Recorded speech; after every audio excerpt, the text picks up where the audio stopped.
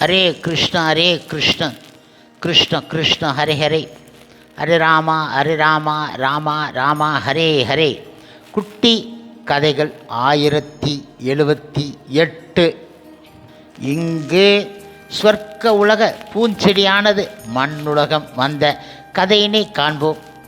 முன்பு ஒரு சமயம் கண்ணபெருமான் ருக்மிணி தேவியாருடன் ஒரு மணிமண்டபத்தில் உரையாடி கொண்டு இருந்தார். அவர் இப்படியாக இருக்கும் சமயம் அங்கு ஒரு முனிவர் வந்து சேர்ந்தார். அவர்கள் அவரை அன்போடு வரவேற்க அவர் விண்ணுலகத்தில் இருந்து கொண்டு வந்த ஒரு பாரிஜாத மலரை கண்ணபெருமானிடம் கொடுத்தார். அவர் அதை அன்போடு ஏற்று ருக்மிணி தேவியிடம் கொடுத்து விட்டார். ருக்மிணி தேவி அவர்களும் மகிழ்ச்சியோடு வாங்கி அந்த பூவை கூந்தலில் சூடிக்கொண்டாள். பின்பு அவளை பார்த்து, அம்மையே, அந்த பூ தங்கள் கூந்தலை அடைய என்ன தவம் செய்ததோ என கூறிவிட்டு விடைபெற்று கொண்டார் அந்த முனிவர். அங்கிருந்து புறப்பட்ட முனிவர் நேரே சத்தியபாமாவை வசிக்கும் அரண்மனைக்கு வந்தார். சத்தியபாமாவை முனிவரை முகமன் கூறி வரவேற்றதும் அவரை வாழ்த்தினார். கண்ணபெருமான் காதலில் எல்லோரையும் விட உன்னிடத்தில்தான் அன்பு உடையவள் என கூறிவிட்டு, உண்மையில் அவருக்கு ருக்மிணி தேவியாரின் இடத்தில்தான் அன்பு என முனிவர் கூறினார்.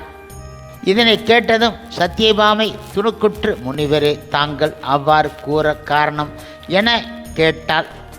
அதற்கு அந்த முனிவர் கூறினார், நான் இன்று தேவலோகத்தில் இருந்து ஒரு பாரிஜாத மலர் கொண்டு வந்து கண்ணபிரானிடம் கொடுத்தேன். அதை அவர் யாருக்கு கொடுத்தார் என்றால் ருக்மிணி தேவிக்குத்தான். அதை அவள் அழகாக தனது கூந்தலில் சூடிக்கொண்டாள் என கூறி விடைபெற்று சென்று விட்டார் அவர்.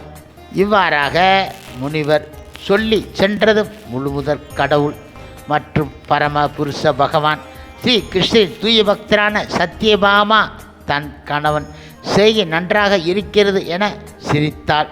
கண்களிலிருந்து நீர் மலை போல் வடிய மேகலை முதலிய ஆபரணங்களை கலற்றி வீசி எறிந்துவிட்டு படுக்கையில் சோர்ந்து கிடந்தாள் அவள். அந்த சமயம் கண்ணன் அங்கு வந்து சேர்ந்தார். அங்குள்ள கோலத்தை பார்த்துவிட்டு மெதுவாக சென்று சத்தியபாமாவை தழுவினார். அவள் கோபித்த வண்ணம், பொய்யை மெய்யாக்கி கூறி ஆய பெண்களை வஞ்சிக்கும் உங்கள் மாயையை நான் விரும்ப மாட்டேன் என கூறினாள். பின் கண்ணபெருமான் முனிவர் கூறிய வார்த்தைகளை கேட்டு, நீ கோபப்படுகின்றாய், உனக்கு பாரிஜாத மலர் மட்டும் என்ன, செடியையே உன் முற்றத்தில் கொண்டு வந்து தருகிறேன், போதுமா என கூறினார் அவர். அதன் பின்பு கண்ணபிரான் கருட வாகனத்தில் சத்தியபாமா உடன் மற்றும் தோழியர் உடன் இந்திரலோகத்திற்கு வந்தார். இந்திரனும் இந்திராணியும் அவர்களை அன்புடன் வரவேற்றார்கள். இப்பொழுது சத்தியபாமா தன் கணவனிடம் பாரிஜாத பூ செடியை பற்றி அறிவிக்க, கண்ணன் அங்கு வந்து அந்த மரத்தை வேரோடு பறித்து தன் ஊர்தியின் மீது வைத்து கொண்டு மனைவியுடன் புறப்பட்டு விட்டார். இப்பொழுது சொர்க்கத்தின் மன்னனான இதை கேள்விப்பட்டு இந்திரன் தன் படைகளோடு கண்ணனை வளைத்து கொண்டு அம்புமலை பொழிந்தான். பெருமான் தன் சங்கினை எடுத்து அந்த வேளையில் ஊதினார்.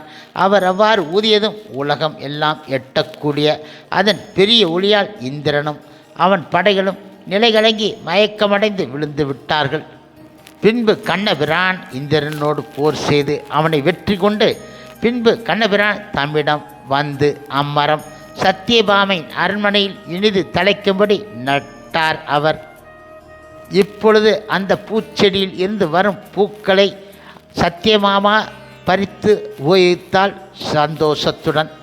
ஹரே கிருஷ்ண கிருஷ்ண கிருஷ்ண ஹரே ஹரே, ஹரே ராமா ராமா ராமா ஹரே ஹரே. சில பிரபுபாதரின் சேவையில் இஸ்கான் பக்தர்கள்.